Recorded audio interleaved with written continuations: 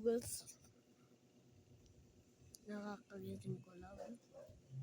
So guys, kahapon na may in-upload na akong video na matutulog daw kami sa sala dito. Ako natulog. Yes, natulog ako dito. Sarap nga matulog doon. Well, kahapon na may ginawa kami paper socket. Ito na ginawa ko. Pati nga kalaro ko sa labas mayroon. Project daw namin yun.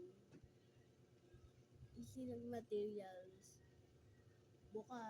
Mamaya upload ako. Sige, see you later.